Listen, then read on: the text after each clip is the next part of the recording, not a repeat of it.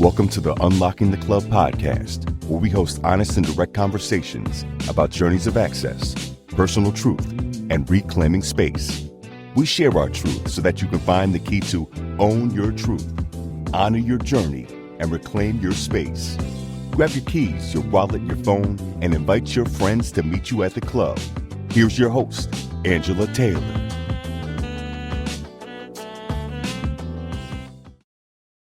Hello again, folks. I'm your host for Unlocking the Club, Angela Taylor. And today, Mia, Bev, and I are going to unlock the club on a few different topics, from entrepreneurship to mindfulness to working remotely, and honestly, whatever tangential topics that come up during our sister talk. It's going to be fun being back in the same podcast space with my Game Changers Live crew. And so look forward to introducing this segment to you all as well. I'm actually really looking forward to talking to Bev and Mia about entrepreneurship. All three of us are entrepreneurs and have been for what feels like over a decade. And so I know we have a lot of similarities in our journey and a lot of differences and a lot to share with those of you who may be considering starting your own venture, pursuing your passion project, or whatever else it may be. And I know, speaking for myself, I'm not in enough of these conversations on a regular basis that actually could help Black women unlock financial freedom and flexibility while also regaining control of their lives and the amount of time that they put into their jobs. I am, however, frequently in conversations with college friends, my cousins spouses, coaching clients, and others who aren't happy working for someone else, or who actually may be happy in the job that they're in. They're just not fulfilled. The latter was me. I loved what I was doing. I was in sports and entertainment for about 20 years, predominantly with the WNBA, the Women's National Basketball Association. And I was really passionate about what I was doing and the opportunities we were creating for women to be able to play the sport that they loved here in the United States. But I just wanted to find something else that I was passionate about. I wanted to have the work that I was actually doing on a daily basis and all the time that I was spending in the office actually have a direct impact on people's futures in different ways than I was having an impact at the WNBA. And so I think often of my entrepreneurial journey, and it's been a roller coaster, to say the least, and want to share a little bit of that with you over the course of the conversation and hear more from Mia and Bev about what their journey has been like as well. A lot of data says, recently I actually was reading an article that talked about pre-COVID, the majority of entrepreneurs were Black women, right? But the growth in entrepreneurship was predominantly for Black women. And unfortunately, due to COVID and what we all have experienced over the last couple of years, Black women have been negatively impacted by COVID on their businesses, mainly because most of the businesses that Black women, and not all, but most of the businesses that Black women own are service-oriented businesses. And that was a direct hit on our businesses over the last couple of years. I'm actually launching a course called How to Build and Grow a Seven-Figure Business this fall. So stay tuned. But it was a result of a lot of the conversation I was having with folks who felt stuck in their jobs for a number of reasons because they couldn't leave. There was consistent income. There was a lot of uncertainty. They weren't sure what entrepreneurship would be like. There was a fear of failure. They were risk averse. I know that was me. I was risk averse my entire life. I wanted to play it safe. I needed that steady income. I needed benefits, all of those different things that matter. I had limited capital. The money and the income that I was earning was what I needed to live on. I didn't have any excess income to waste, or so to say. And honestly, no one in my circle, at least in my immediate circle, had done this, had been an entrepreneur. And I remember on a previous episode with Cheryl Burrell, she talked about how so much of her journey in corporate America was informed by the fact that her father actually was an entrepreneur. She got to see him operating in that domain, and that was helpful to her and her career. And I think, unfortunately, for some of us, we don't have access to somebody who's done this. And that learning journey is invaluable. And it may lead some of us to actually stop or hesitate or avoid actually taking the leap into entrepreneurship. The fear of failure is huge. I want to talk to Bev and me about this a little bit too. The fear of failure and the elevated expectations that we have as graduates of Stanford University played a huge role in my hesitation to get out into entrepreneurship. I think there was this expectation of whatever title you had or your career trajectory being a certain way when you have a pedigree from an institution such as Stanford, or you have expectations from your family. And the fear of failure is too much for you to actually want to overcome in those situations. So there were a lot of reasons why I know I didn't venture out on my own. And I'm sure that there are a lot of other people that are hesitating to actually get into entrepreneurship as well. But now that I have been, I'm tapping back into that urge I had when I was a little girl in Mountain Home, Idaho, and would beg my mother when we went to the King's department store.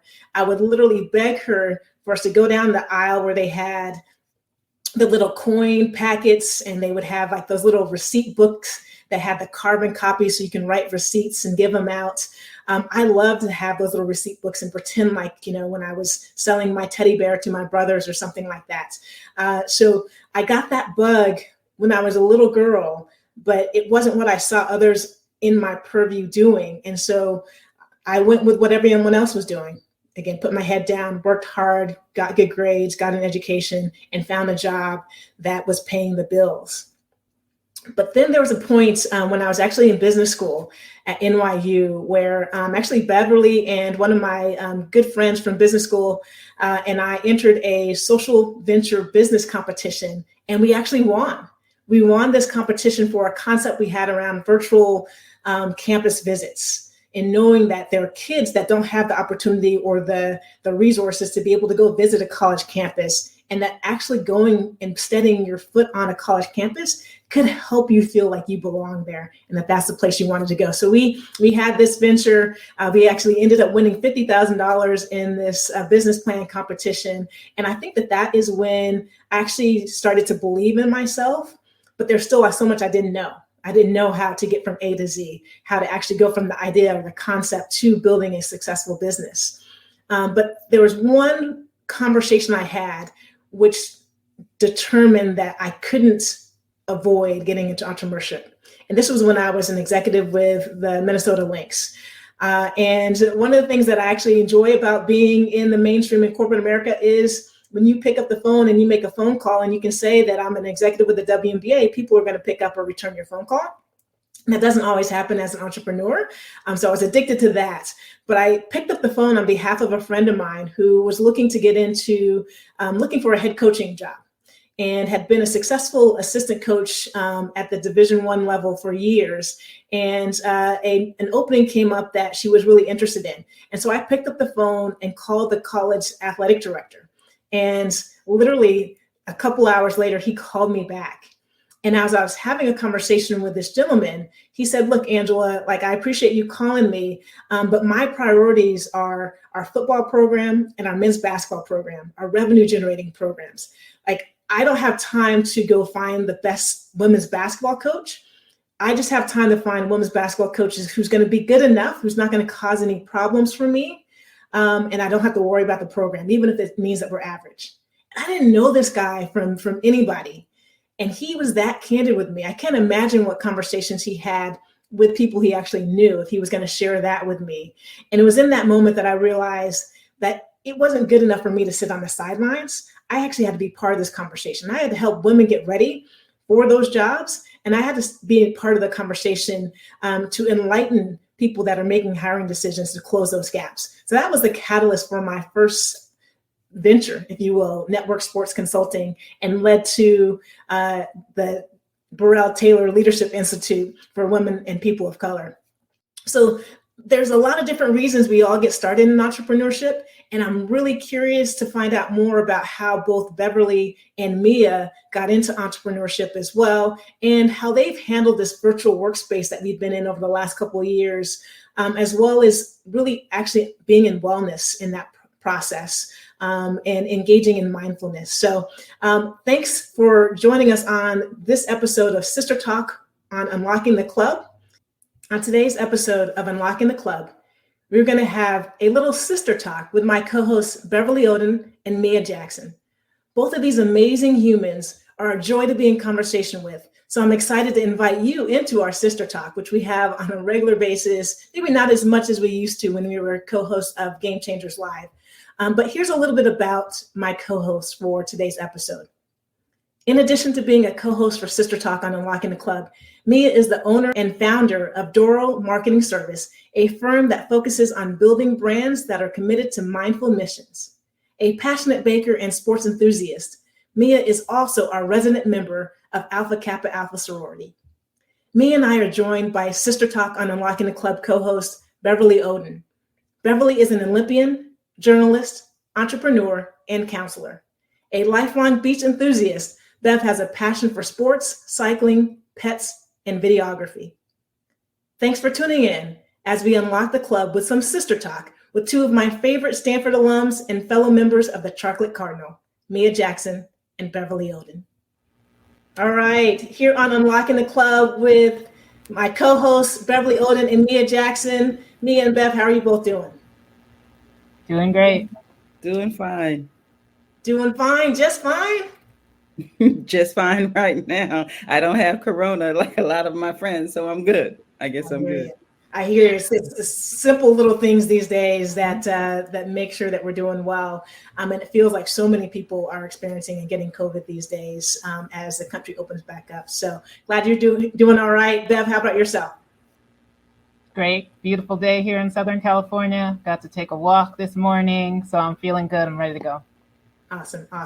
Well, this feels a little bit like deja vu, maybe with a little bit more technology from 2012 or 2013 when the three of us used to host what I consider a first of its time podcast called Game Changers Live, where we talked about sports from the perspective of three women who know a lot about sports, but wanted to get beyond just the score, right? And what happened on the court or the field, but what was going on inside of the minds of the athletes, what is going on in society around those sports. And I think our last episode was actually on Andrew Luck when he suddenly retired. I was devastated. I was at the Idaho State Fair when Bev texted me, and for the next 24 hours, I didn't know what to do with myself. But it's been a minute since we've shared the mic, and I would love to hear what each of you remember about those GCL Game Changers Live days. Mia, how about you? What I remember most is that they were spirited. Our conversations were always very lively, and there wasn't a lot of blank airtime. I'll put it that way. We had a lot to say, but I always thought that we would always dig deep. So that was the best thing about it. We would dig deep, and we weren't afraid to disagree with each other. To this day, I don't know why Bev didn't like my favorite Laker player, but that's okay. Hopefully she's back with us now. So, it was great. It was a great time. Yeah, it was. There's some good days and a lot of spirited conversations for sure, because we were very passionate about our perspectives and our stances.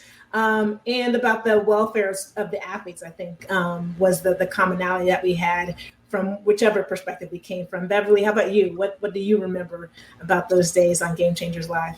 Same as Mia, actually. I loved that we took on really hard conversations a lot, things that people weren't really digging deep into. We all have our different, I love that we all have our different the places that we come from, right? So you've been in the front office, you've also been an athlete. I was an athlete and a fan. Mia was just a all around everything, right? And so it was so interesting to hear each of our different takes on different subjects. And man, we had some great guests. Condoleezza Rice, remember? Yeah. We had Bomani Jones on. Mm-hmm. We had all these great people. And they wanted to come back. Yeah, I know. It was beautiful. I feel like we spawned that new show with what's her name? Which new show? There feels like there's a bunch of new shows now with women that are leading it, right? So there's First Take, Her Take now, as well as some other shows that are highlighting women as the main voices for sports. Yeah, I feel like we kind of ushered that in, and so so we can all just pat ourselves on the back for having been one of the first to do that. Yeah, well, and I think the thing was that we were really good at what we did. We had some amazing guests. We had great conversations. The guests that were on the show, the people that were listening to that podcast had great feedback. And we didn't take it to the next level. And I think that actually is the conversation around entrepreneurship is, I don't know about you both, but I don't know how seriously I took myself, didn't promote it heavily because you weren't quite sure if it was as good as it actually was. There was all this second guessing, right? These saboteurs that got in the way of us actually taking that concept, which I do believe is one of the first of its kind, to the next level. Is that the case for you, Wolf? Did you have that sense? What got in the way of us going from, here's an idea, we had a lot of fun, we enjoyed it, it was hard work, right? And it maybe wasn't our main thing, but we never got it over that hump and we just kind of let it go away. I think that was the primary reason. We never really monetized it. We didn't, because it wasn't a go-to for all of us. We all had other ventures, other things that we were taking care of, businesses that we were taking care of. So it was that thing that we did on the side. It was the side hustle. But we did it so well that we probably should have pushed it over the hump because it was, as you say, was innovative and refreshing for the industry, I think. And that's why I guess did love it so, because they weren't coming on and getting the stereotypical questions that they would get, hey, what do you think about that pass? It didn't happen. So I think it was just a matter of timing and also understanding the space. I don't think we understood the space as well as we could have or needed to in order to grow. I won't say should have. I think we did what we were supposed to do, but what we needed to do, the things we needed to learn, we knew enough of it to be good, didn't learn enough of it to push it to the next level. Bev, how about you? Yeah, I think that's pretty accurate. I remember we were all doing a lot of things at that time. We all had our hands in a lot of different pots. I know I was coaching. I was trying to run a business. I was squeezing it in, At that point, I might have had a couple different businesses going on, right? So it was rough to fit in what we would have needed to do to take it to the next level. And that, honestly, has never been my strong suit, the marketing piece, And so Mia is a marketing extraordinaire, but for me, that's not where I do my best work. And so just being an entrepreneur has kind of illuminated where your strengths are and where your weaknesses are, And I recognize that's one of my weaknesses. So it's just, I like for word of mouth to just kind of bring people to the table and people are just coming out of their own will instead of pushing it out. And so that's how I've generally worked. And that's not always the best way to do stuff. Yeah. So, so for me, it wasn't my strong suit. And also I had a ton of other things going on and I know we all did. So. Yeah, I think you both hit on something really important. As solopreneurs, right? We put so much pressure on ourselves with whatever our main thing was. And our main thing may have been 10 other things, right? When we got to this podcast as well. And I know for myself, I was not comfortable asking for help. I wanted to do it all. I wanted to be really good at podcasting. So I wanted to figure out all the elements of podcasting. And I didn't have time to figure out all the elements of podcasting. And no one does. And most entrepreneurs, they start to hit their stride and their businesses start to grow when they ask for help. And I think as a Black woman, I think as someone who, is an achiever, I got in my own way of maybe not thinking that I could afford to ask for help and have somebody compensated for doing the little things that I couldn't do. But I also got in the way of wanting to learn it all. So I could be great at X, Y, and Z, not just at A, B, or C. Bev, you've had multiple businesses as well. What gets in the way of you being successful? Yeah, so I think it's that piece of tooting your own horn, which I'm not great at. And I also agree with you. Like there is a bit of not wanting to ask for help, but for me, it's like another level of I don't like sharing stuff. Right. So it's like, yeah, so you bring somebody in and now they've got all their ideas and now you're doing the whole, I like it to be my idea and I want to go where I want to go. And so while I knew like maybe a partnership would have been better for me, like emotionally and physically, all sorts of health wise, I felt like that would have kind of diluted my vision. Right. So I'm like the vision person. I'm like, this is the way I want it. I want it like this. And so the asking for help piece, it's I know I can't do everything, but I'd almost rather do it myself than bring someone in. And so that I think that has been a big struggle for me, and kind of learning how to like incorporate people and not let it like diminish the vision. Yeah. Well, and I heard that, like, right, not wanting to share, like, right, or risk your idea either going in the wrong direction or someone stealing your idea shows up a lot. But what I also heard from what you just said reminds me of a quote that one of our Unlocking the Club guests, Shantara Hardy, said during an episode conversation, was that perfection is expensive. And what I heard from you, Bev, there was a little bit about like when we want to do all the things, we actually want to be very good at everything, which means that we aren't great at all the things sometimes. And that perfection, I think, it's helped you get to where you are, an elite athlete, an Olympian, Stanford graduates, have your master's in journalism.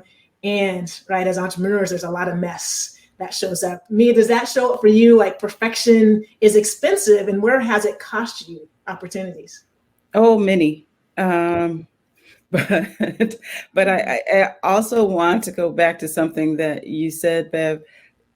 There's a part of it being your own that you cling to. The thing, I feel like it's the thing that makes you want to be an entrepreneur in the first place is the thing that you feel you have to give up in order to do it well at a certain point. And that's the hard part.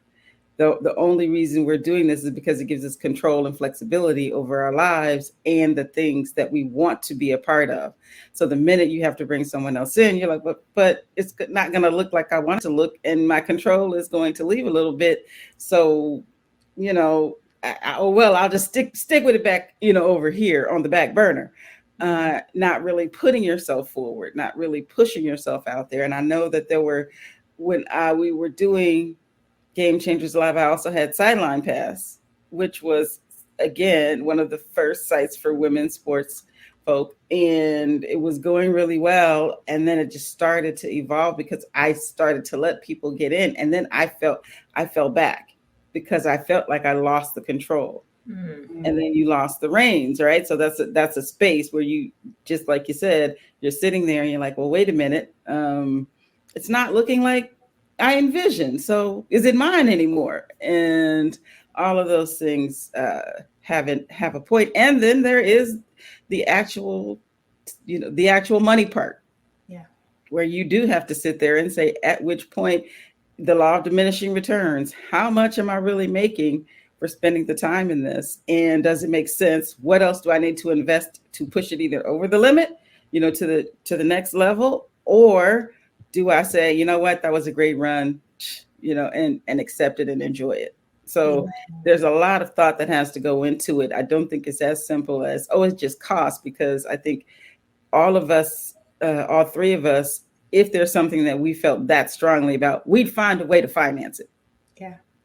But, it's managing that feel with the control issue, the letting go, all of the things that, again, made us want to be entrepreneurs in the first place, the passion that we have around whatever it is we do.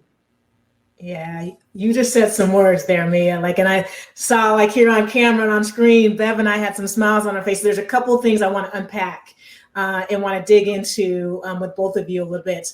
One was around control, one was around money and financing, because we all know that Black women are at the bottom of the list of folks that will get access to capital, right? And we know some people that have in our circles that have some dynamic ideas and concepts that will change the world, and they don't get access to capital, and someone has a bad idea and they get capital, like they're stumbling over capital the next day. So I want to talk about money, but before we get to that, control, you hit me in the heart right there with control, because I'm like looking myself in the mirror lately and realizing, right, how can I actually be okay with not having control over everything? And I get curious for each of you, and I wonder, of wanting to be great at whatever it is that you're doing also feeds into that energy of, if it's not done my way, it's not done the right way. And being able to let go and let somebody else do it another way is the most difficult thing that I've experienced in entrepreneurship as I've tried to scale my businesses. It was going from, you know what, it may be done differently, but it may actually be more efficient, or it may be better. I have to let go, and there may be mistakes that are made. And honestly, some people are going to be better at marketing than I am at marketing. So let me focus on the things that I'm good at. But the thing that reminded me of this was where my mom and I would butt heads in the kitchen. And y'all know I'm not in the kitchen very often. It's maybe to fix a bowl of cereal or some pasta. But we would butt heads in the kitchen where, like, you know, our moms, like, right, they have a way that they've been cooking a dish and it's been passed down in generations. And here I am, look, I'm trying to be the most efficient thing in the kitchen that gets it done and it's edible. And we would butt heads about how things should be done. And I'd be like, Mom, I get it, but I can do it another way as well. And it was so frustrating that the same outcomes and just done different ways. And we don't communicate very well in that regard, because we think that our way is the only way. Bev, has that showed up in your professional career as well as your entrepreneurial career? How have you seen yourself not being willing to give up control, and what would you say you've learned from that? Ooh, wow, there was a lot in there. Yes. I will say I have been in the kitchen with my mother too and had that same experience. My mother has a very specific way of doing things as well. And she gets very frustrated when I do it another way. Like, it's just not okay, right? This is not the way it's done. And I do think we inherited a little bit of that, right? Like about doing things our way. A lot of that. Yes, most of it. So I noticed, though, that now that I'm kind of transitioning into a new career in counseling, I have noticed that part of what I have to do is release control in order to be good at this, right? Because it's when you're trying to control a session, it's different than when the person, it's coming from them where the session is going, right? And so there's a lot of having to release to, you know, I believe in God, right? So just release to God how this is going to go and not have my agenda, right? Like, okay, oh, she mentioned this, so I have to get on that and that, like I would in business, right? Would be like, here's my plan. This is how I'm going to implement it, blah, blah, blah. It's like you go in there and every day is a blank slate. And you might think you're going to talk about one thing and you end up on a totally different thing, but it has value, you know? And then also going into supervision meetings where everybody can then, like, you say what happened and then they have their different opinions about, oh, you could have gone this way, you could have gone that way. And to be able to let that in and be like, actually, that's really good, you know? And there's certain things that open up in your mind when you're like, I never thought of that.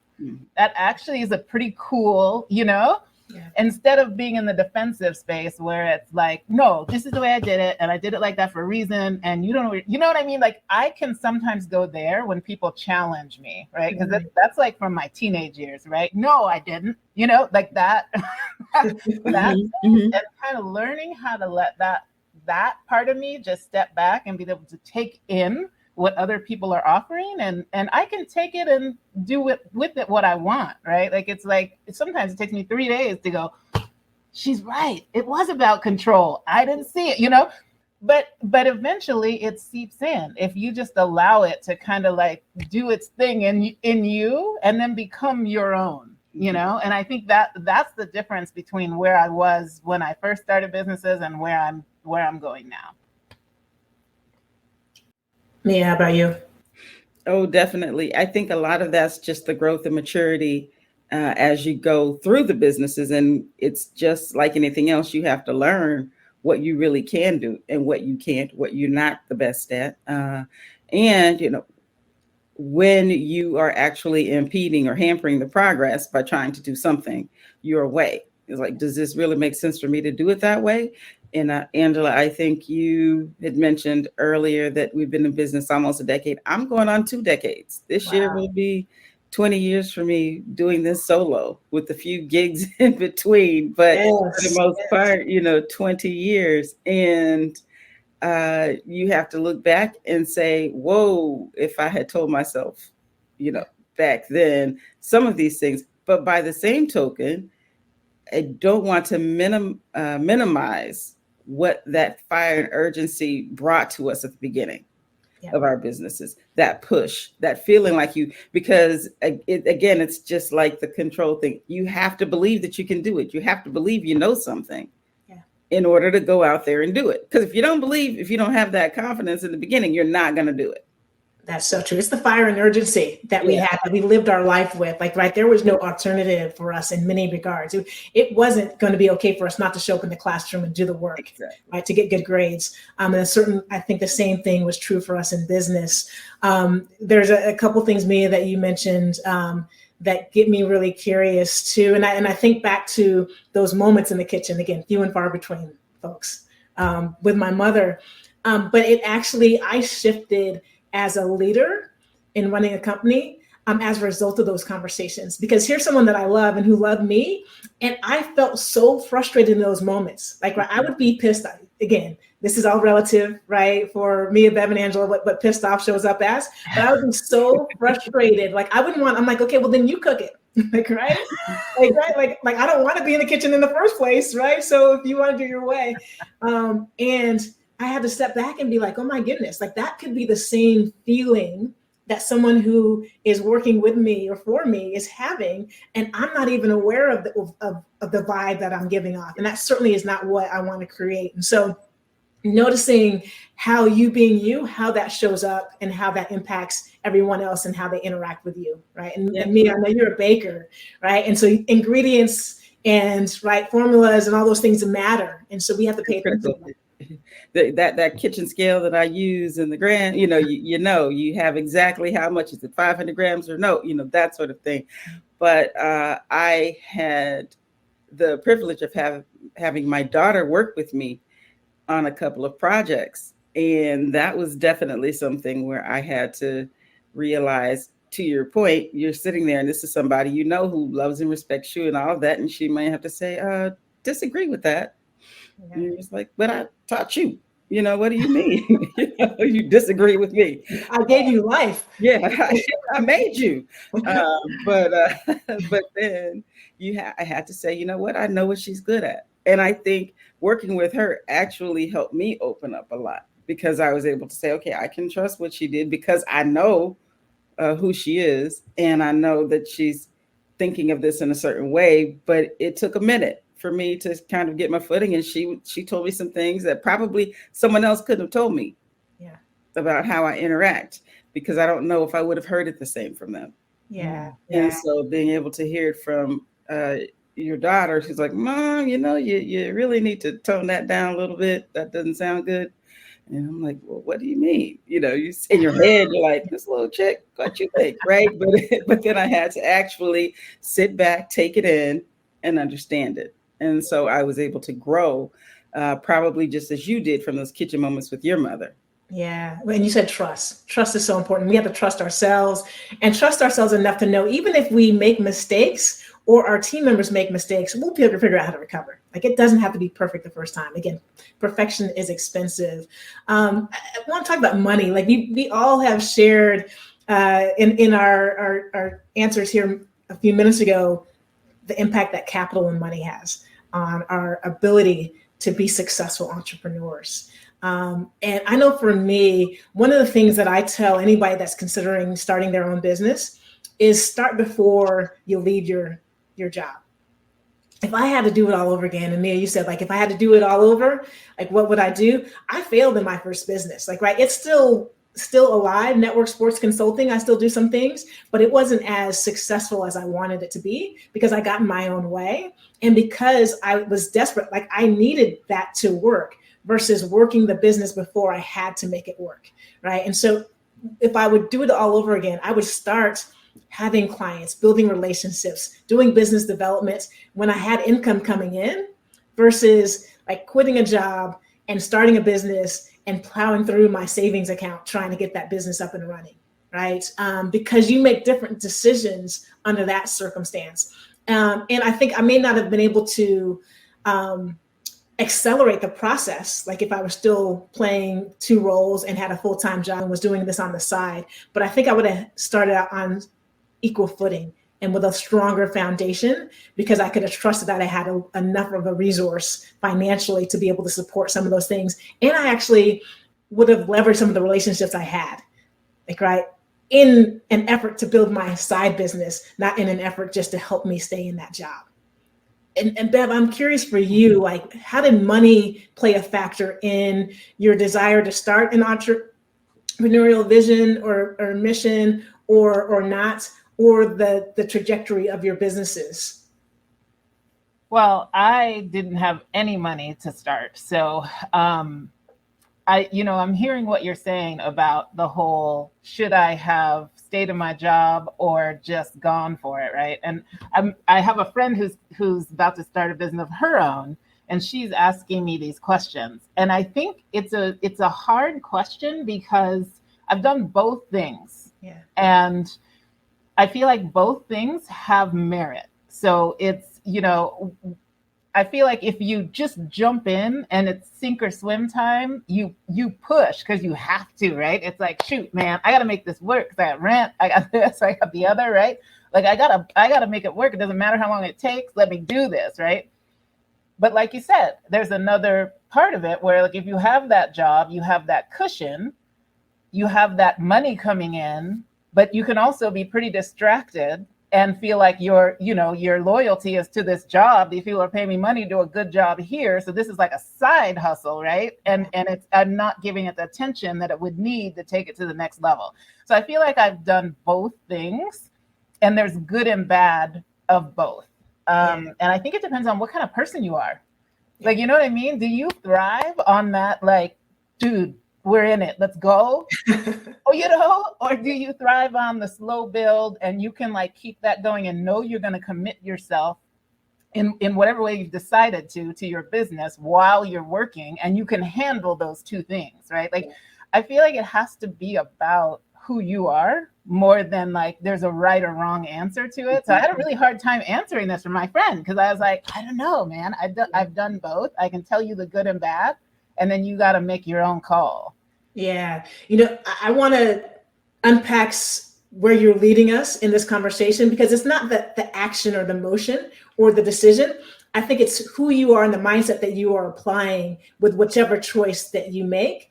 And I think the word loyalty that came up with what you just said, Bev, shows up, at least for me, and it may not be for everybody, and I want you both to jump in and let me know what your perspective is around this. But loyalty showed up in a way when I was in corporate America, where I was more loyal to that business than I was to myself. Like, I thought if I had the wandering eye of wanting to start my business venture, or at least getting things on paper, building relationships or whatever, I was being disloyal to the WNBA or whatever businesses I was in. And if I sit back and look at it now, frankly, the white men that were working in the sports industry, because it's predominantly white men, they were doing that every single day. And they were at the martini bars, Bev, that you talked about in your episode, or the poker parties, having that conversation about, look, let's get together and start this venture. Like, right, my buddy's trying to do this. And while I thought I was being disloyal by just thinking about what my future could hold, I was missing out on opportunities to actually start to build my future while I was in a job that would allow me to do it differently. And so I think we get in our own way as Black women. I think how we show up in the workplace is a really interesting thing to observe, because I think we prioritize everybody else versus ourselves. And I don't think it has to be mutually exclusive. No. I think we can do both. I actually think that person we are doesn't shift whether we're in business for ourselves or working for someone else. To your point, Bev, if you're the person that's just going to get out there and you thrive on that kind of adrenaline, you're going to do it regardless. If you're the person who needs that, you need to see the slow, steady build, you will do that. That's going to be you. But in general, if you have an issue with loyalty or putting other people first or putting things first, you'll do that sometimes with your own business. I know I did. And I think sometimes when we didn't make decisions for the benefit of our own businesses, it was because we're saying, well, you know what, I want to make sure that client gets X, or you know what, I don't want this person to think that I'm trying to step in and take over X. And it's the same personality trait. And that's what I had to finally get over. And even just as I coach friends and businesses, just like you, Bev, I have someone right now trying to open a business, and I'm telling her, is it your business or not? Mm. Now, if it's your business, then you have to treat it like she was working with someone who was basically kind of stiffing her a little bit. I said, she is dedicated to her business. Are you dedicated to her business or yours? And that was something, though, that I had to learn. And it wasn't necessarily, I listened to your episode, Bev, and I was thinking to myself, I was that person who always thought I belonged up in the front, for some reason or not, right? I was going to be there with the boys somewhere. And I think that's how I got into sports, unlike you two who had actual skills and abilities, In theory, one of us did. I didn't, well, no, believe me, compared to me, it's all right. I knew the fellas, right? So that part was simple for me. I never felt that issue with going into the room. It was asking for what I needed once I'm in the room. Yeah. That was the bigger issue. And saying, I deserve, need, merit, all of those things. So I don't know if when and where you enter, to use a title of an old black book, Paula Giddings, I don't know if when and where you enter is as critical as who you are when you do either or. Exactly. Who you are, how you show up, right? And believing in yourself, that self-love that we've been talking about on a few different Unlocking the Club episodes is so important for us as Black women. We have great ideas. We've shown through time, like that we can do so many things so powerfully. And right, there's obstacles that are in the way. And we all have talked about money, right, and finances. And it's so ironic that money may prevent us from being able to fully lean into an idea that we have, but we hesitate to actually demand what we're worth, right? So finding our worth and our value of like charging the prices for your time was the biggest challenge I had with network sports and consulting. Like, right, some of my smallest clients were the biggest headaches, right? I was getting paid little to nothing. And they were the ones that were blowing up my phone and email and right. And I didn't know what my value was. I didn't trust what I brought to the table. So I was just happy that someone said, yes, like, right, like we want to work with you. And I would like lower my prices before they would ask me to lower my prices. Right? I would discount prices before they would even ask me what it would cost to work with me. Have either of you had a similar experience? Like I hear this so often from all entrepreneurs, but particularly women and Black women, is like, I don't want to charge too much because maybe they'll say no. I've definitely had that issue. I think it's kind of interesting because I've always loved my jobs, and there's this weird guilt that comes in for charging for it, right? So even I'm finding this even with counseling, like I love doing this, and then I have to say to you, give me $100 or whatever I'm charging, right? It's like, I feel like I'm doing what I love, and if I were independently wealthy, I'd probably do it for free, So I have like a little bit of guilt about charging for something I'm enjoying so much, right? And there's also the piece that you said, which is, okay, if I raise my prices, are they going to pay it? Is this worth that? And I struggled with that too at the beginning, cutting my prices before people even asked for it and being like, okay, this is what I have on the website, but this is how much I'm going to actually charge you. Like there is a little bit of wondering, gosh, is it worth that? Am I worth that? And I love what you said about self-love, right? But what I'm learning in counseling also is about self-compassion.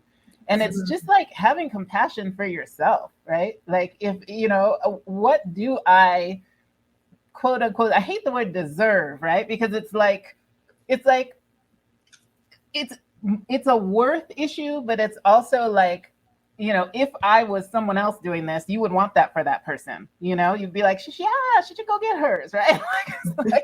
And when it's yourself, it just feels a little different. So just having compassion and not judging yourself for wanting things that maybe you feel like are too much or too, And so, I'm learning that piece. Like there's the self-love and then there's also self-compassion. So I'm working on both of those. Yeah. Well, and I think we've been socialized that way as women in general, right? I mean, just, the data that suggests that if there's a new job that's being posted, and there's 10 criteria they're looking for, if a guy thinks that he can check off one or two of those things, right? He's like, I'm overqualified for this job. Yeah. And for most women, you're like, okay, if you have 9 of 10, you're like, oh, I don't know if I'm ready for this particular job. And I think we can probably magnify that for Black women. Right, because we don't see enough of us at the table, Mia. Yeah, we could have 10 of 10 and say, I haven't done it for 5 years, therefore I'm not ready, or we could actually come in and have done that job 3 times over and still feel that we are getting something versus giving something. Yeah. And, when you were talking a second ago, Bev, about the compassion, I tell my daughter, again, these are lessons I've learned, like give yourself grace.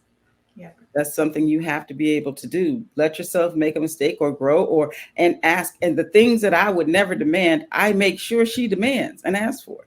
And I'm teaching her to be comfortable with the word deserve, because it is something. It is a real thing. If you have done it, you've done the work, you've owned it, you deserve to be paid what you're worth. It's just that simple. And whether or not we walk into that, it does come back to how we've been trained for so long as Black women to be grateful. And if you're coming from the Christian tradition, as Bev and I are, that's the underlying thing for everything. So being able to compartmentalize and put certain things into focus and saying, asking for what I'm worth and deserve does not mean I'm not being grateful when I get it. Mm. And, and figuring out how to put that in balance together, because, the first thing you just better be grateful somebody's hiring. Oh, that's a little voice in the back of your head initially. And then now I'm like, but wait a minute, does that really make sense? Because like you, Angela, I had some small clients and they would just call you, feel like, I could call you any day, your birthday, your Christmas, whatever, and feel like I own you because I paid you $5. And so it's like, no. And setting the boundaries was key and critical, and learning to say, I'll get back to you later was key, and not feel like I had to jump. But once again, it went back to saying, okay, does it mean I'm ungrateful for this opportunity or the trust or anything if I then say, but this is what I'm worth?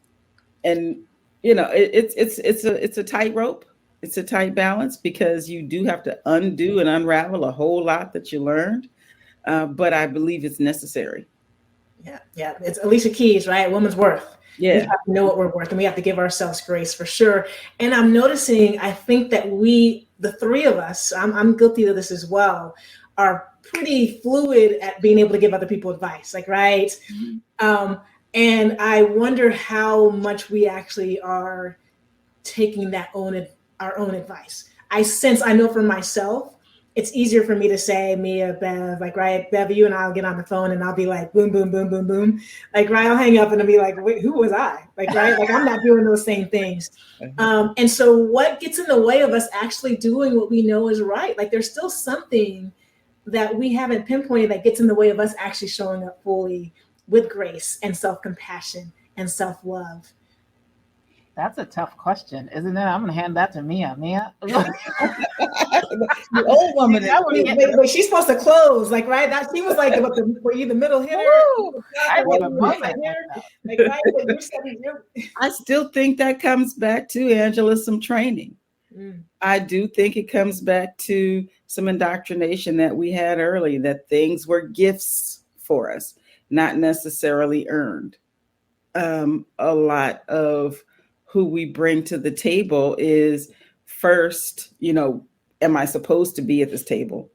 And part of the narrative of being a Black woman or the first Black woman or the only Black woman, there's, you have to go represent and you have to be strong. And then having to feel like you're perfect once you get into these spaces and places and, oh, I can't mess up, I can't ruffle any feathers, I can't rock the boat, all of those things end up keeping us stagnant because we're not really saying, all right, and as you said, taking your own advice, going, okay, I know I would tell her to go out there and, this is set your price and go for it.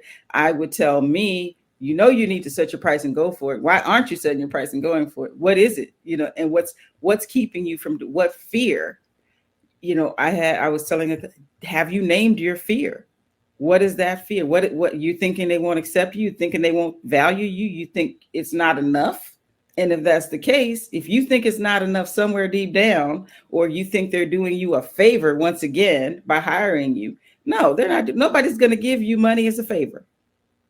And so once we kind of get that in our heads and really sort of reframe that for ourselves, it's a lot easier to, I think, show up for ourselves. But we got to undo some of that programming that said, we're here as a gift. Oh, we've set aside these 10 spaces for diverse, because that's one of my issues with the whole, when they say, oh, we've got this diversity hire, the stigma that's attached to it or whatever it is, even though that person is probably out working or outperforming half of the other people on the staff. Yeah. But somewhere we're still in, believing that it's a gift, that they're giving us something, and it's not. Yeah. So how do we unlock the loyalty piece you said too, Angela, has stuck with me, right? The loyalty piece, what Mia's saying about gratitude, and like being grateful, it reminds me of athletics, right? Where the athletes were supposed to be the grateful ones. Like how many times we talk about this on Game Changers, right? Where the athletes are supposed to be the grateful, loyal ones, and the owners did not return that loyalty, right? And it's such a great, metaphor for the slave trade, right? And how many times did we, and so we're coming from a tradition of having been the worker bees and the, the ones that, we do the work, we're in the trenches, we're and I think the idea of taking on that other spot is a little bit foreign, and it's hard, right? So it's I feel as Black women often, we're the support, right? We're the ones who kind of get stuck holding bags. You know what I mean? And so stepping out of that, I think is difficult because it has a long, long history through all sorts of places, right? And so I think it sinks in and it's hard to step out of that. Yeah. So we have to unlock this club. And it's one of the reasons why we're having these conversations on Unlocking the Club in this podcast, is so we can peel back the curtains and we can actually talk about the real. Right? Not just the success that we're having. And, we all can put together a great speech about, here's the 5 things that you need to do. But we also need to talk about what shows up for us on a day-to-day basis and how that impacts how we actually are willing to show up in the workplace and workspace, and focus on being owners. It is a mentality. Right? I had a friend who said, his next endeavor isn't to run someone's business. It is to be the business, right? It's to be the owner. We need to find another term for that as well, because I think that has all sorts of things that have us feeling certain kinds of way. But I think we need to incorporate that mindset of you all are amazing at what you do, have great ideas, visions, work incredibly hard, and you are running stuff. Right? So other people would use different terminology there, but you're running stuff. And we need to remind ourselves and be in conversation with other like-minded individuals to support ourselves in this journey, because it can be rough and difficult. But we need to believe in the possibilities, and it's not going to be easy, right? It's going to be difficult. But we need to unlock this for the next generations, because otherwise there's so many things that aren't changing. The thing that I think can change is how we discuss the journey. One of the things that when you're talking about that you touched upon for me is that, again, we're solopreneurs and we have the control. This is where we started this conversation. Can you really do it alone? Yeah. Is the question. Is it really possible to be a solopreneur? You will need some help, because the other side of it is, I don't think necessarily we don't perform or don't. I think sometimes we just get flat out tired. Yes. And it's not so much that the business isn't going well or this isn't happening. It's like, no, I just can't do it another day. Let's be real about it here. Since, if we're going to talk real, that day when you're like, I just really don't have it. Yeah. And we don't give ourselves the time to replenish. We don't. We'll have our tight knit circles where we'll share, but I don't know, even in those circles, are we 100% saying, girl, I literally cannot do this. Yeah. Can you help me right now? Can you help me? Those are big words. Yeah. The smallest words out there, but they're huge. Yeah. And asking for that, I think, is critical. And being able to be transparent and feel supported is also key. Because we put a lot of it, even I was listening to us in this conversation on our business acumen and where we fail in our actual abilities, not necessarily our inner selves, and that's what you're going to be working with, Bev, right? Now that self, that piece that needs some rest and restoration and understanding and support and grace again, all of those things. I think until we really hit that piece too, all of the rest is still going to just be spiraling. Yeah. That's my opinion. I'm sure people will disagree, but yeah, I agree with that to some regard. I think that when we think about help, it's not the motion or action of actually asking for help. It's the root cause of your inability to be willing to ask for help. Mm-hmm. And that goes way back. That goes to what both of you have been alluding to, the stereotype threat. Right? Like I know, and Stacy, my business partner with the Dignitas agency, and I talk about these stories all the time. I know when I was at Stanford, I didn't ask for help in classes. Like I didn't show up at the TA's office or the professor's office and I was a walk-on, but I thought that people who saw me walking in and asked me for help would have been like, oh, that's a dumb jock. She's not capable. She shouldn't have been here in the first place. I know some of my themes that I actually have to deal with and overcome is my inability to ask for help has nothing to do with me knowing that I need help, right? Because I'm at that physical and mental exhaustion that Mia just alluded to. But it's, what does this say about me? I take so much pride in my capabilities and the work that I put in and the excellence that we talk about all the time, that being less than or people thinking that you aren't capable is something that maybe I just am not ready to be able to address or handle. And I've had to get over that. Because at the end of the day, most likely they're going to look at me as a Black woman and they're going to think that regardless of what my outcomes and success looks like. So if me asking for help is going to get me closer to hitting the easy button, then let me go ahead and ask that because they're going to think the same thing about me anyway. Let me get what I need from them. Yep. Bev, how about you asking for help? Again, as an elite athlete who always right? It was on you to show up in those moments. Were you able to ask for help? No. And I will say, it's interesting to hear you talk about the school part, right? And not wanting to ask for help. I have that same thing, but it was not necessarily about what other people would think of me as much as it was me not admitting to myself that this is going badly, right? So I have in my athlete, no, I'm gonna make this work. No, this is okay. We're fine, right? And admitting that I need help would mean I have to let go of that. This is not fine. Things are not okay. I'm not good. This is not, Yeah. And I think I wasn't able to do that then. And so, it's interesting to see if it comes from the outside, what people are going to think, or if it comes from the inside, what am I going to think of myself, right?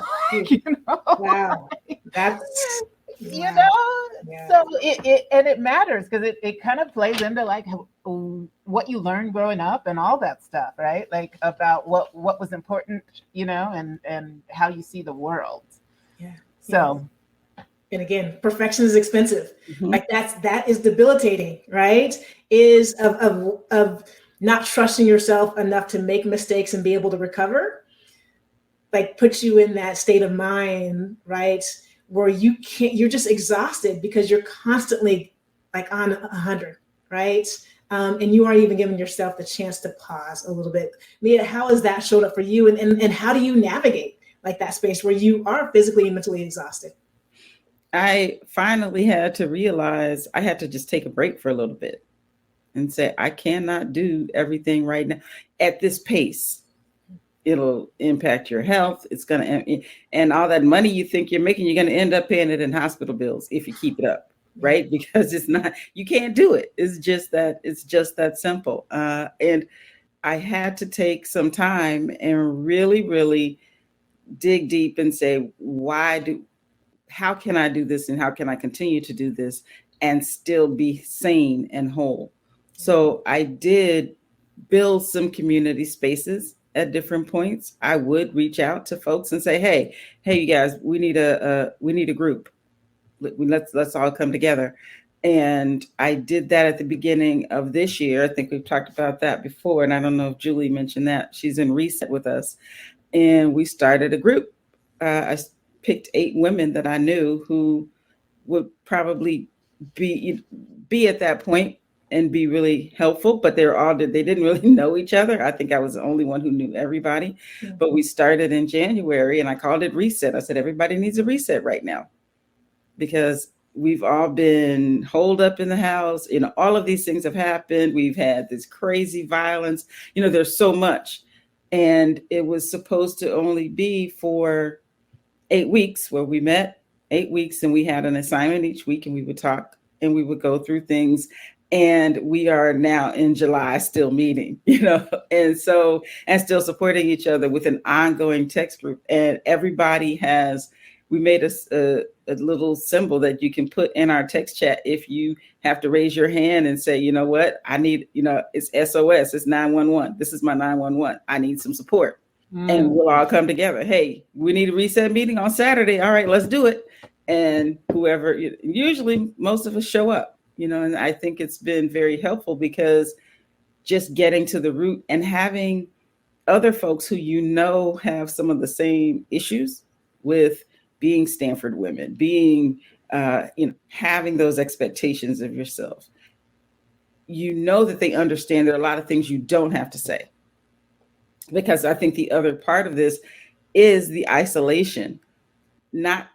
We are in a very limited group of folks who have had some of the experiences that we've had, access that we've had, the networks that we have.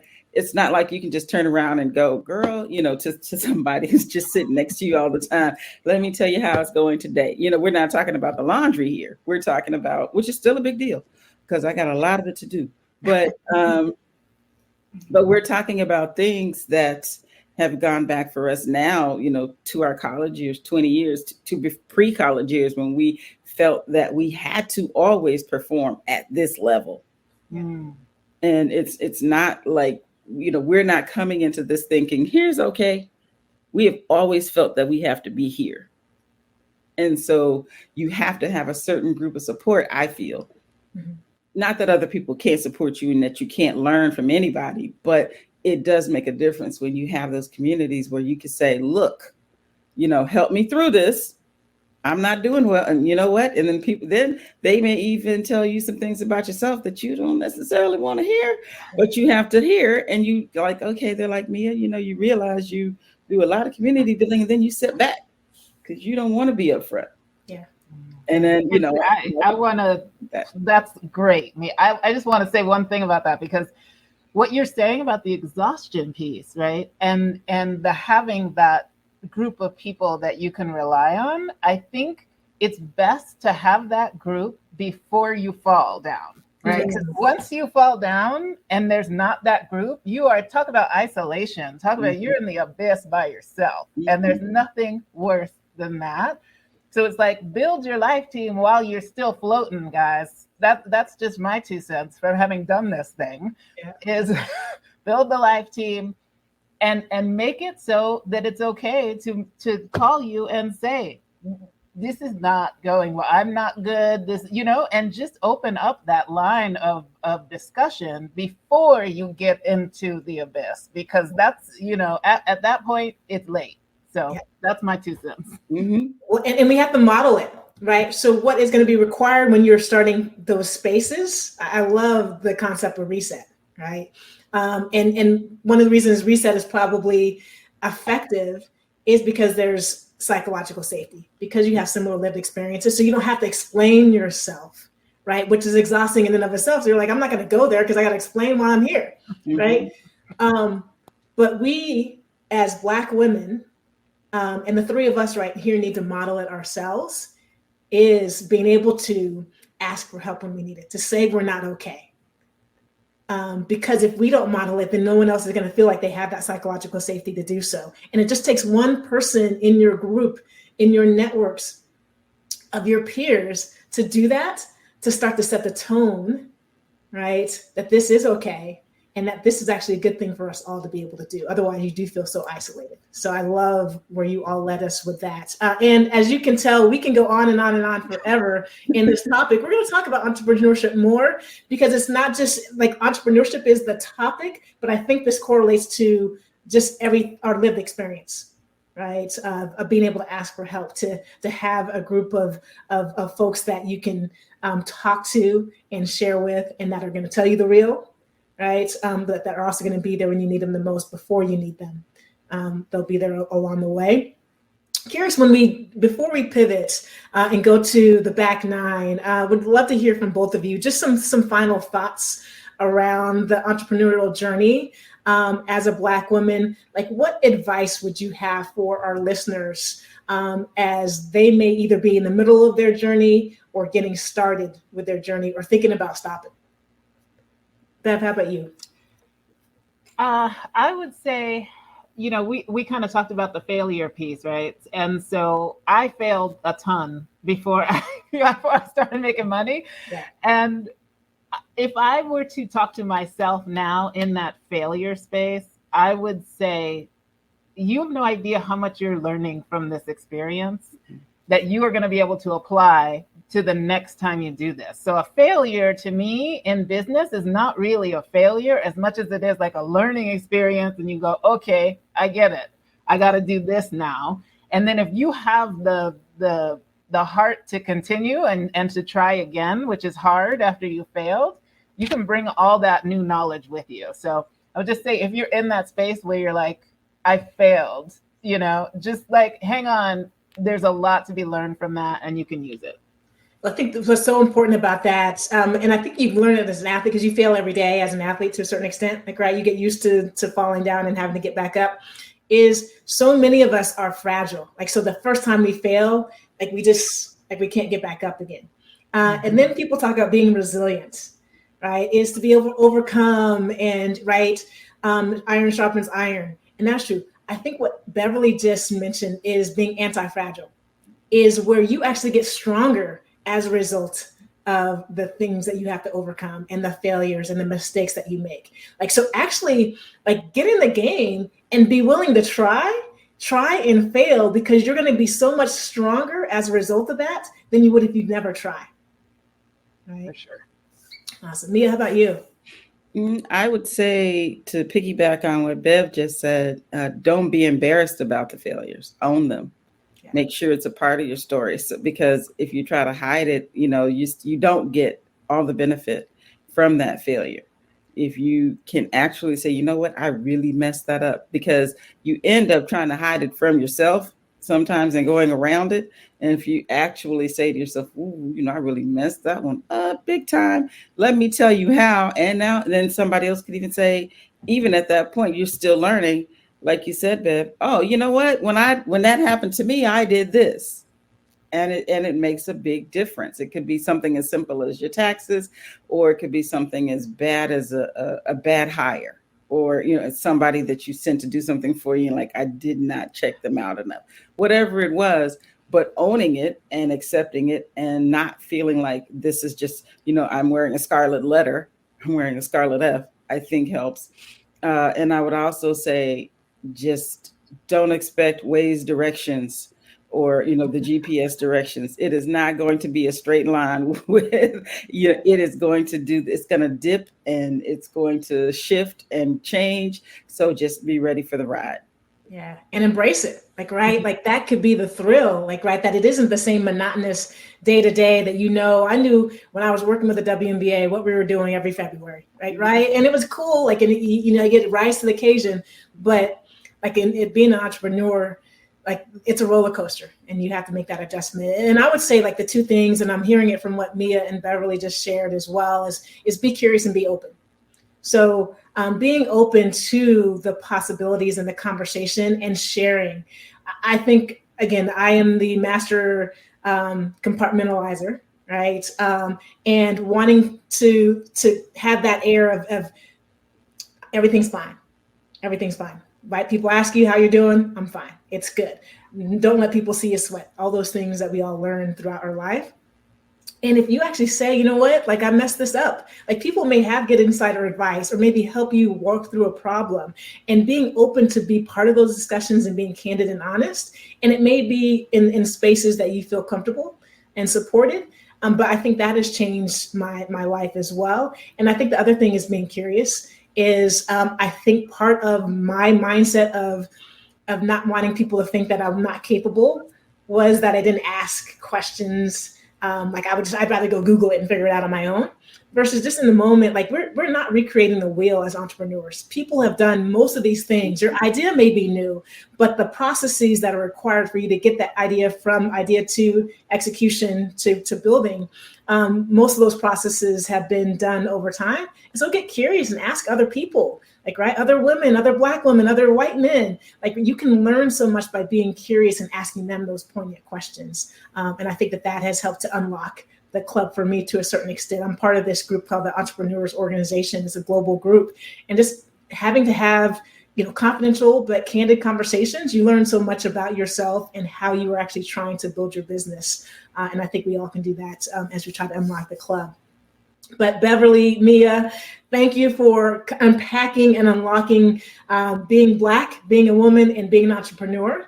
Hopefully our listeners heard something, a nugget or two in there that resonated with them, and they'll be able to apply to their passion projects, their side hustle, or the businesses that they're trying to build. But we're not done yet here on Sister Talk. As you can see, Bev, me, and I can talk for hours. And we're not going to go on too much longer, but we're going to come back with the back nine. And each of us is just going to ask the other two a question about something they're curious about. So stay tuned.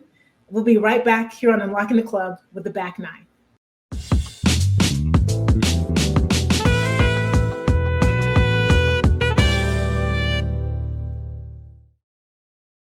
All right, welcome back to Unlocking the Club. We're here on the back nine with our co-hosts, Beverly Oden and Mia Jackson. And I'll get us started to give you guys some time. I know I sprung this on you in the last minute, so I'll give you some time to think of a question.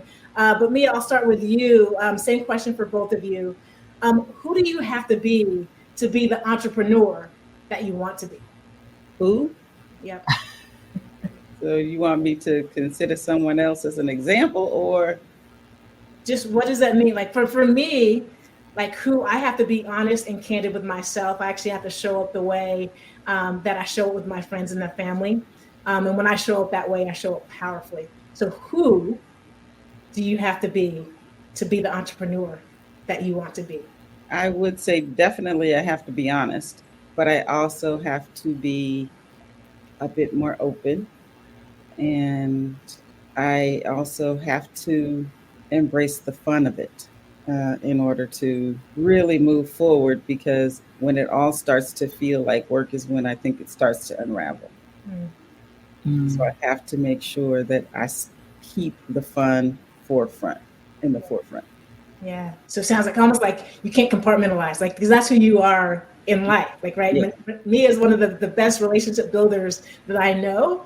And when you're doing that, when you hit your stride, like, right, you're at your best. And so how can you be that way when you're charging folks on the time that you're spending with them? Yes. I love it. Yes. Bev, how about you? Who do you have to be the entrepreneur that you want to be? Well, I like what you guys said about honesty and authenticity. I think that's really important. But for me, I think it's about fully stepping into my strengths. Right. And just trusting that that's enough. Right. And I think part of what I do is to kind of observe and see, oh, how is this person doing it? Well, how can I, you know what I mean? And sometimes it's like, just do you, like do it your way and trust that that's good, man. Like that's you. You don't have to be like this person who's done it perfect or the person you think, And so, yeah, I think I think just stepping into who I am and wherever field I'm stepping into. Yeah. And I'm reminded, Bev, of what you said in our episode was that you've always felt like you're club adjacent. Like you have this eclectic journey that you're on, and it's trusting in that. Like, right, is like that is enough. It's more than enough. And I think sometimes we get in our own way, and it gets to that internal and external expectations that we have for ourselves, and that we think that others have for us. And I know this is off the cuff. I'm going to give you another second to think of this question. But Beth, this came up in one of our college reunions, where there was a panel discussion, and the folks on the panel were asking the question, like, are these expectations that we think people have of us, is it really true, or are we just making that up?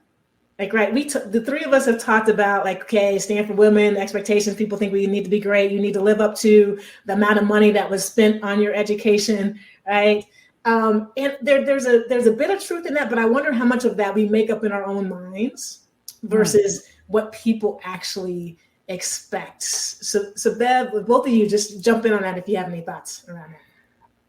I do not think it's in our minds. I do think we internalized it, right? So in that sense, yes, like we accepted that as the rule, right? We went to Stanford, so we've got to do X amount of things. I don't think we made that up. I think it existed in the world. I think every time when I first started working, if I'd make a mistake, they go, you went to Stanford? You know what I mean? Mm-hmm. Like, it's like, oh, okay. So I don't get to say anything stupid. I don't get to, make mistakes like that, because it's like, that's the first thing they want to say. And wherever place that's coming from in them, we don't have to go there. But that, I think, weighs on you, and you start to internalize it. So I do think it was real, but I don't think we necessarily need to internalize it in the way that we did and like build ourselves around that, because it was unhealthy and it was not helpful. Yeah. So that's what I would say. Yeah, ditto. It is definitely real. There may be, we might add layers to it for ourselves based on who and where we came from. But there is nothing like saying to someone, oh, when they find out you went to Stanford, oh, really? Because you see everything shifts a little bit, right? You get and my daughter recently, I was visiting her in her spot, and we were with one of her friends, and I said something about, I got to get her because she just got a new course. I got to get her a new Stanford alumni plate. And she goes, she went to Stanford? And then she goes, she never told us that. And I said, I wonder why, she probably didn't want the pressure, because it does. Even her friend who has been her ace up there was like, all of a sudden, like, wait, what? It shifted something for her, and then she said, literally, oh, that explains a lot. And it's like, okay, Yeah. So it's real and it's out there. It does not go away, but we just have to not layer on it, add to it. Yeah. There's a great article that talks about like folks that went to institutions such as Stanford or the Ivy Leagues, like that so very rarely will they mention where they went to school, like, right, until they're asked. And it's true, like, right, I think all of us have that experience. Just I'll be like, oh, I went to school in the Bay Area. Exactly. Maybe 2 minutes later, somebody will ask me that.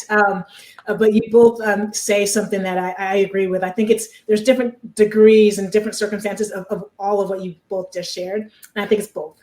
And part of what both shows up for me is, if I mess this up, somebody that's coming behind me won't have the opportunity. So that's a lot of pressure. Like, right, is how I show up and how I perform, I know will influence and impact who gets an opportunity in the future.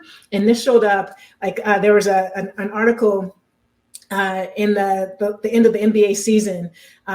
And when they started hiring, Darvin Ham was hired for your Lakers, Mia. And Bev, I think now your Lakers again. And he was hired, and he said he was joking with some colleagues and saying, like, if he had been white, he would have been Luke Walton, Like Luke Walton has had like 2 or 3 jobs in the NBA, right? And not a great resume, but he's had multiple opportunities. And Darvin Ham, after, feels like a dozen interviews, is finally getting his chance to be a head coach. And I think that we internalize that, and it's the truth, right? There is data that suggests, like, if you mess up, then you won't get a second chance, and somebody that looks like you won't get a second chance either. So I agree. I think it's a little bit both for inside of all of our identities. Who wants to go? Bev, you have a question for us? Yeah, just as I was thinking about our histories, our long histories, Mia's 20-year history. Angela, what year are you at? So I started my first business in 2009. Okay, so I'm 2008. So we've got a lot of experience, the good and the bad. So my question to you guys is, was it worth it? 1, 2, would you do it again? And 3, what would you tell to yourself as you were starting out from what you know now? Go ahead, Mia. No, you go first. Yeah, no, so this is how we are in real time, like, right? Like, when I got an answer, I'm gonna jump in. I would say absolutely worth it. Painful throughout the journey, but where I sit today, worth it for so many reasons. I think I've grown tremendously as a result of it in ways that I wouldn't have if I was working for somebody. I think that I would have probably had to take a long hiatus if I had stayed in corporate America, because it was debilitating. Like, right, the amount of time I was spending trying to please others and prove myself was not healthy at all. I think I can't remember your second question, Bev, but would you do it again? Would I do it again? Yeah. I would do it sooner. I would have tapped into my entrepreneurial spirit a little bit early in the process. And probably, in college or something, like, just starting little ventures that didn't really matter as much, but were learning journeys. And when I started my first venture, Networks, this was like, I need to be successful because I need to pay the bills.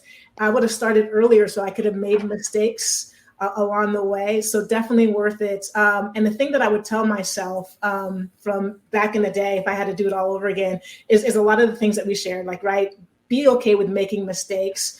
But I would have prepared differently. Like, I would have actually, so much of being able to build your business is about who you know. It's not the volume of who you know, but it's like knowing not who you know, but who knows you. And early on in my corporate career, there are 2 things that I didn't do. I focused on the work, not the relationships. And then when I had the relationships, I didn't leverage those in a way. Again, I thought I was being disloyal if I would have leveraged them to be like, hey, I'm starting this business. Can you help me out? So I made that mistake early on in the process. But I also didn't prioritize myself along the way. There were decisions that I made from a career perspective that I thought people expected me to make. And I didn't prioritize, at the end of the day, making enough money for me to be able to walk away from situations that weren't healthy for me to be able to start whatever it was that I wanted to do. I was prioritizing doing the right thing, people thinking that I was a good person, all of those different things, which led me down a completely different path, and a path that I probably originally was set out to do, which was to work on Wall Street or management consulting, which may have given me some different financial stability to have launched my businesses earlier or a little bit more successfully. Great. Good answer. Mia? So the first question was it worth it? Worth it. Definitely worth it. Okay. I think what I got from being an entrepreneur and a mom was most critical, because trying to be a mom in corporate America was so hard.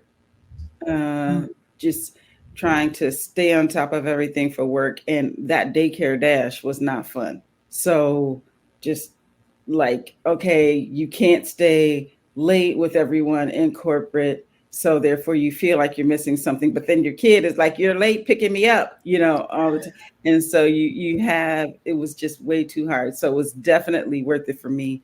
And it gave me the flexibility to make moves for my kid that I wouldn't have been able to make if I were just still working for someone. When I wanted to move her to a more diverse area, I wouldn't have been able to do that if I were just looking for a job. I'm like, all right, we're picking a city, let's move. and we moved. And so we moved from the Bay to DC. That was a flexibility that I wouldn't have had otherwise.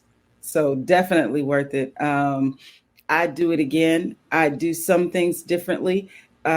Unlike you, Angela, I think the only reason I did have a job a lot of times is because I had good relationships, because I knew the people, and even still some of those people to this day still bring me business. And so that was, but what I did not do with those relationships, I didn't know how to leverage them without having that, again, that guilt that you talked about. Like, do I feel like I'm abusing this? Not realizing that, or even if I won't even say not realizing, because that would be a lie. I did realize sometimes that I would watch some of the guys who I knew, like, oh yeah, I called up Joe, and because I wanted him to meet with me because I got this business idea, and I'm like, well, why didn't I do that? Why didn't I call him about that? I was more than comfortable checking in. Hey, how are you? Let me tell you what's going on here. Check this out. And they would give us support here and there, but I was never comfortable saying, but I need this exact kind of support from you right here, right now. So that's something I would definitely do differently. All the relationships that I've had, I would definitely leverage differently. And I would build in more fun. I would build in just time to, like, I have a friend who takes off a month every year, an entrepreneur. And she said, I had to learn to do that for myself, because if I didn't, I would never go anywhere. I would never see it, my friends and my people. And so she said, if it's something urgent while I'm gone and traveling, or while my out of office button is on, I can still do it. It's not that I won't ever do anything, but I set aside that time so that I can really just even breathe, basically. So I would probably take that to heart and build in a little more fun and just have some fun. So good. That is so good. Like, right, there's so many win-wins in the situation, particularly around relationships. So often we think if we're making an ask, it's a one-sided ask, but just knowing who we are, there's a win for everybody in whatever it is that we're trying to create. And we need to trust ourselves in that process, for sure. No, I love that. Bev, you don't get off the hook. What is your response? Like, was it worth it to you? Would you do it again? And what would you tell yourself? Yeah, I was definitely worth it. I think looking back, there were some moments where I felt it was not. Some low moments, right? And I don't think we should gloss over that, because if you're going to be an entrepreneur, there are going to be some low moments where you don't think it's worth it. Moments where I think, God, I maybe should have quit that then. And so, you know what I mean? Like, they held on too long.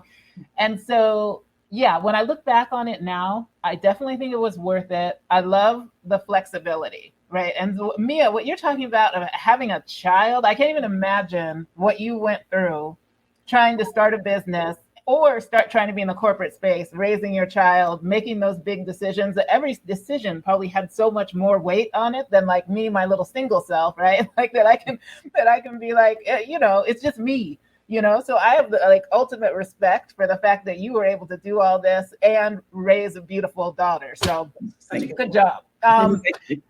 But yeah, so I would do it again. I would do it again differently. I do think that first jump in, I had no idea what I was doing. And I was just like, I can do this. I'm just going to take it on. And I had no clue what it took to start a business. Okay. And sometimes I wonder if I had known, if I would have done it. And I don't know if I would have, because I don't think I realized how hard it was really going to be.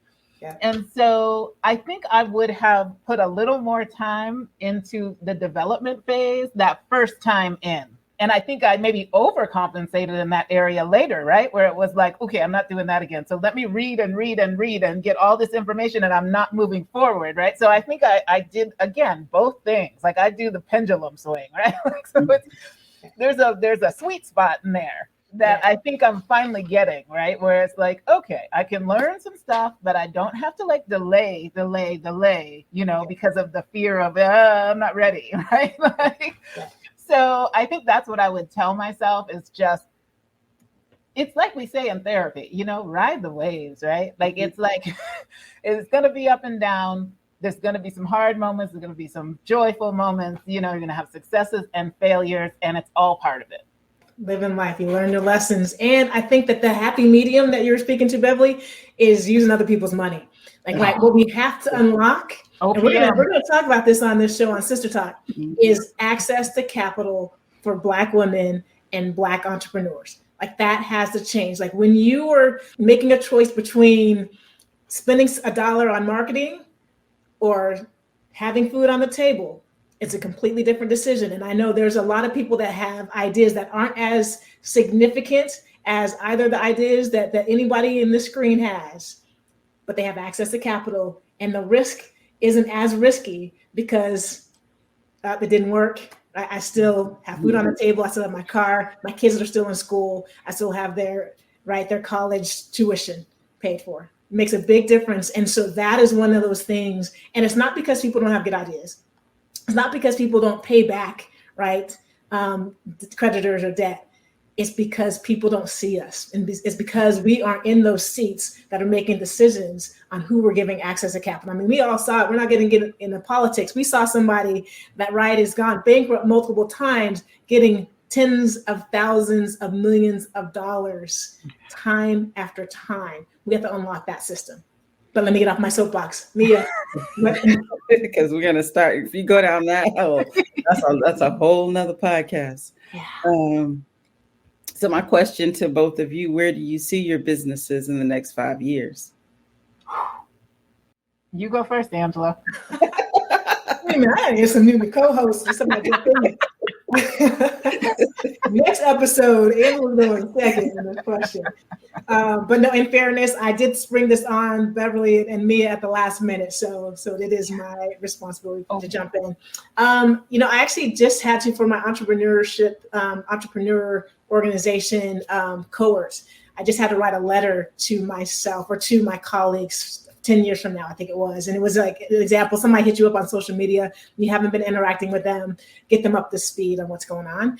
And in essence, what I said was, continue to scale the businesses. Beverly and I, 2 years ago, right before COVID started, we had been in the conversation about how we're going to scale our businesses.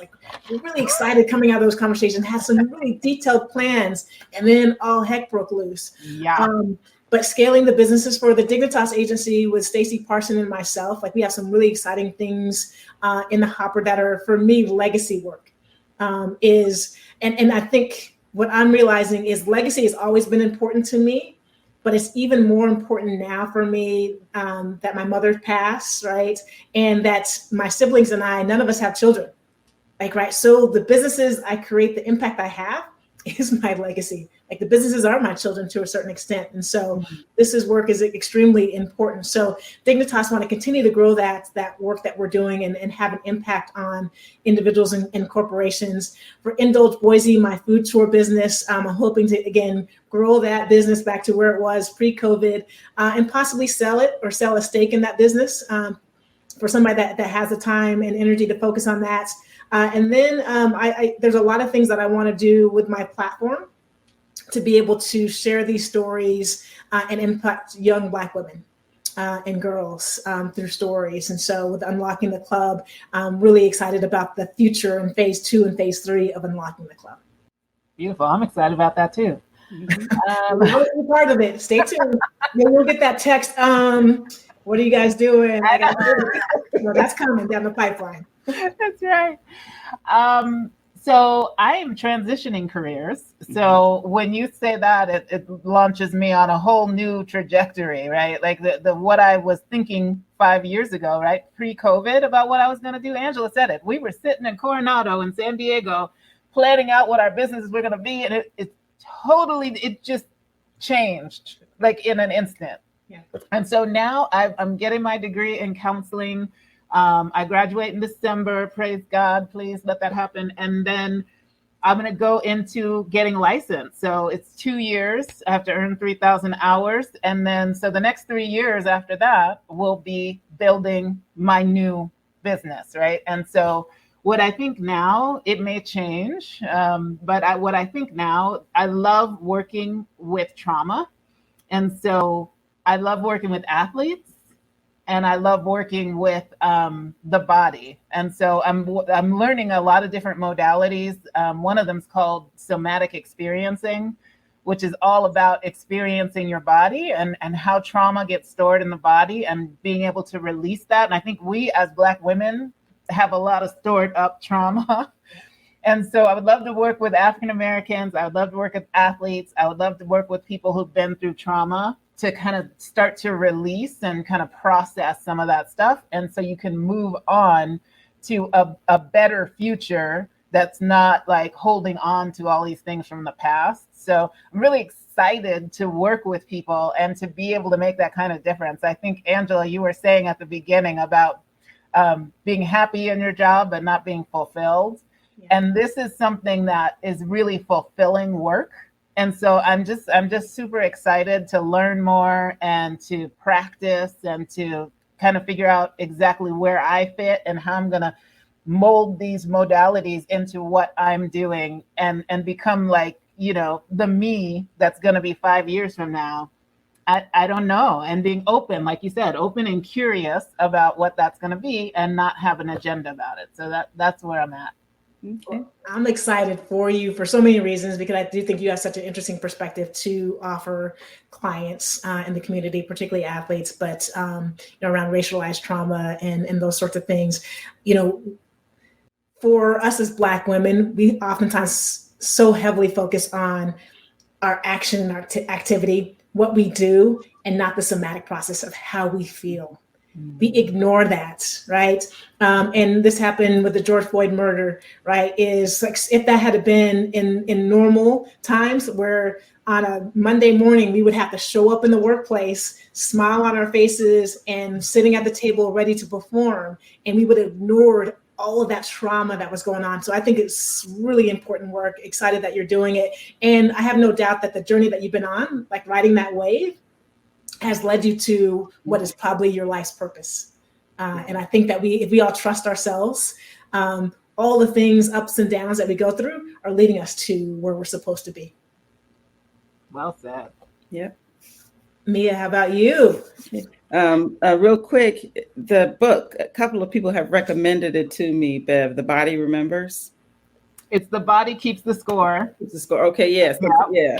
It's by Bessel van der Kolk, and it's really, really good. Okay. If you've been through trauma, though, just a slight warning, it's rough. Okay. Because it takes you back to all those things that were going on in you, but it really explains how it's stored in the body. Yeah, so it's really good book. So what was that book again? It was The Body Keeps the Score? Body Keeps the Score, Bessel van der Kolk. Okay. Yeah, a couple of people have recommended or talked about that book, actually, because I have some friends who are doing somatic body work in a different way than you are, but definitely same process, and they're working with military folk. So yeah, and one of my clients is actually a therapist and has been doing it for years. There are 3 Black women who work here together, so I would definitely want to put you in touch with them. Please. Yeah, I will do so. And so for me, in 5 years, I think Dora will still be happening. I am not sure, though, if I'm honest. Will I take a pivot? Because I want to do more writing. I think it's something that I've put on the back burner for a long time, but I do realize I like building brands. I think my building, if it's still here, which I'm pretty sure it'll be here as long as I'm here. But if I'm still here, I think I'll have a different client base.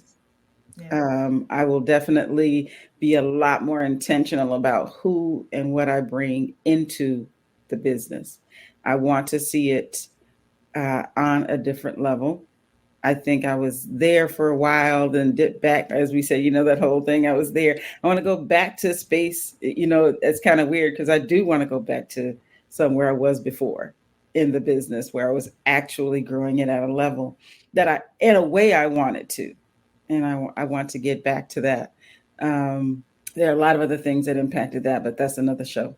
So that's something to deal with at another time. But I definitely like to do that. And I don't know if I will be still in the States. So I'm really considering, or at least if I'm not in the States, I mean, if I'm in the States just part-time, maybe half year, half somewhere else, I'm ready to explore a bit more of the world.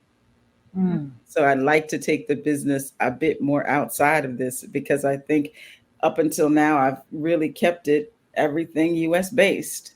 And I'm like, well, there's a big world out there. So I'd like to see Doro expand with at least, hey, give me one international client so I can travel. So, that's awesome. That's awesome. So that's it. No, that's exciting. And similar to the fact that Game Changers Lives lives in us, like, right, in different ways and how we show up in conversation, regardless of what the next iteration of Doro marketing will be, the metamorphosis will be powerful, and that will live in all of the work that you do, like, right? Like, it is, you're embodied in all of the things that you've been able to create, that mission-driven work that you've been able to do with your clients over the years. And really excited for both of you to see what that next iteration is. I think one of the things that COVID has taught me is we're not promised tomorrow, right? And so to make the most of every moment that we have with each other, with ourselves, with our dreams, because we can't take them with us, right? And so I think we just have to lean in and try and remember that perfection is expensive and fail safe. And there's no one else I would rather fail safe with than the co-host today, Beverly Oden and Mia Jackson. Thank you both for joining us for this episode of Unlocking the Club, a little sister talk. There's a little play on words. It's sister talk and sister talk, right? And you can tell each of us as sisters, we can talk. And we will have this sort of special episode from time to time on a regular basis or semi-regular basis when we can catch up with each other's and align schedules. But we have a lot of insight and perspective to share on a bunch of different topics. And we look forward to bringing those topics to you here in the near future. Again, Beverly and Mia, any last words that you have or any projects that you want to share with our listeners or letting them know where they can find you? Mia, how about you? Oh, right now, hopefully I will have something for you to read soon. But right now, you can find me either on Instagram at Mia M. Jackson, or I'm rebuilding my website, so it should be up by the time this comes out. So doromarketing.com. Awesome. And we will have that information in our show notes as well and post. Beverly, how about yourself? Yes, I will be launching a website coming up soon. Maybe the next time we get together, I will give you that information so that people have it. But yeah, just you can find me on Twitter at @BevOden. And yeah, it's I'm not on there a ton. I'm not a social media person, but I do love to be able to be in contact with people all over the world. So I do see those messages. If y'all have anything for me, any questions about trauma, crisis, I'm doing EMDR. If you guys haven't heard of that, that is really interesting type of modality. And Black people, right? And our experience in America. Mia, I'm with you. I'm going overseas, man. Mm-hmm. That's coming in there too at some point. I would love to live overseas for a little bit while. So international, it's the way to go. Yeah. But yeah, so website coming soon. So next time I'll promote that. Awesome. Well, we look forward to hearing what's next for both of you in the near future.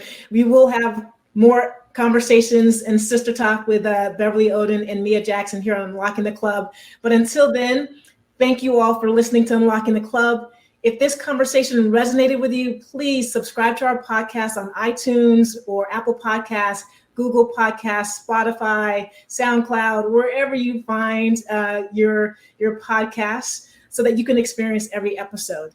And follow us on social media, where you'll hear all about our future guests. You'll have access to special features, and you'll be able to connect with this amazing Unlocking the Club community, where we all want to share what's going on, where we can be open and honest and transparent and help each other continue to unlock the club. So head on over to Unlocking the Club on your favorite platforms. Listen to our previous episodes.